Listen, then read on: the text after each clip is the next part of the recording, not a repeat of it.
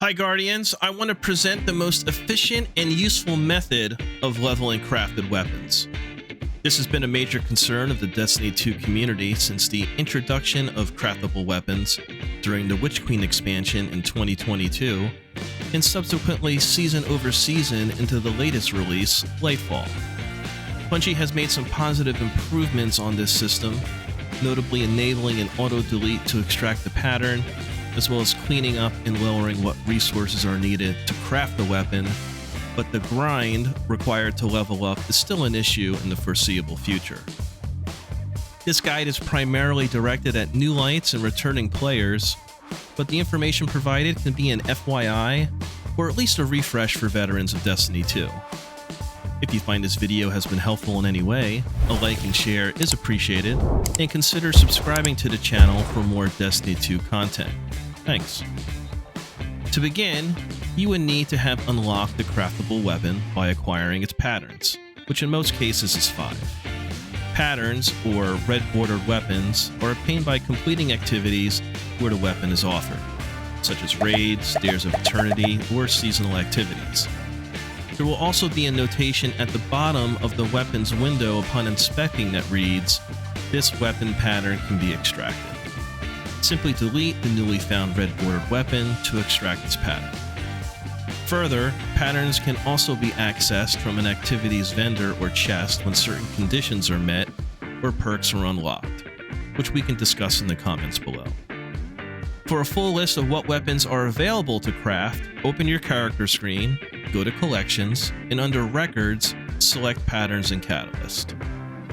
Now that your patterns are collected and crafting is unlocked, it's time to visit the Enclave on Mars, head downstairs to the Relic, and approach the Resonance Engine. But here is where the real challenge begins. Upon initially crafting, only a few options in each column are available to select, with the highly coveted Enhanced traits requiring the weapon to be leveled as high as 17 to be unlocked. And considering most Guardians wanted their god rolls crafted yesterday, here lies the problem. The primary issue with crafted weapon leveling is time.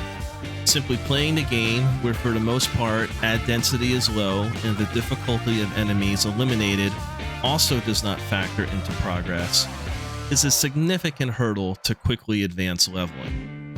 And most Guardians would rather spend their time playing what they want, when they want, with the craftable role they want, instead of listlessly grinding and completing activities to get their weapon where it needs to be, to min-max their build, or just enjoy the game with their god-rolled weapon. So what do? Where do we go? And is it worth your time? The answers, my fellow Guardians, are just a wish away.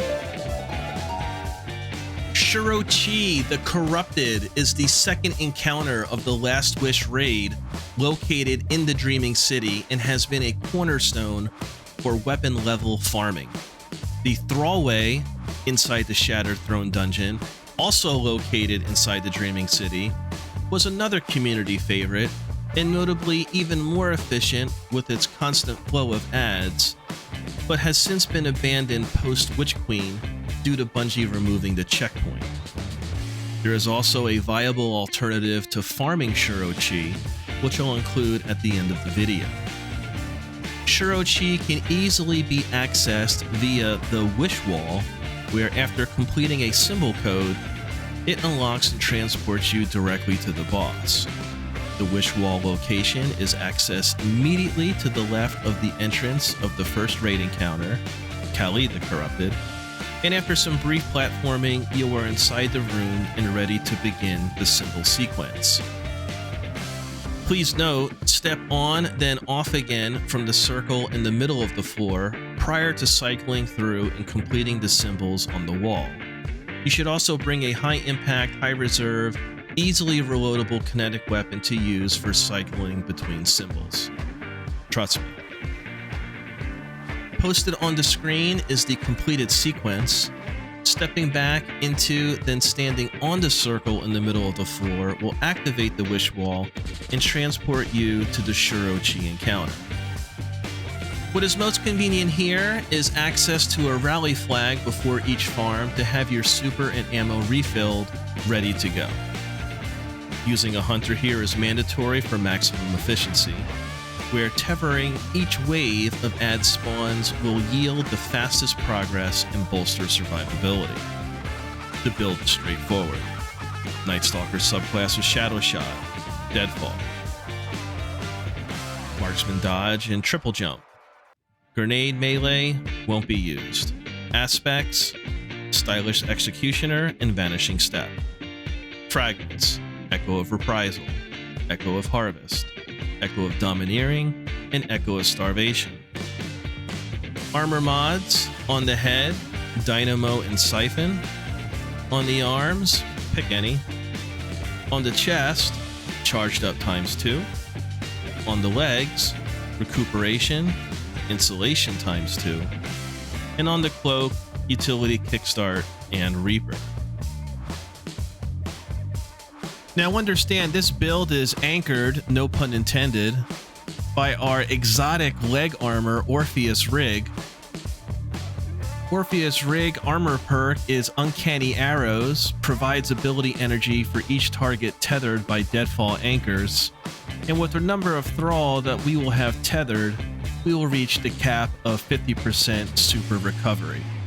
If you do not have Orpheus Rig, the Shuro Chi farm is not impossible, but you will have a much more difficult time, even with the assisted mods and loadout.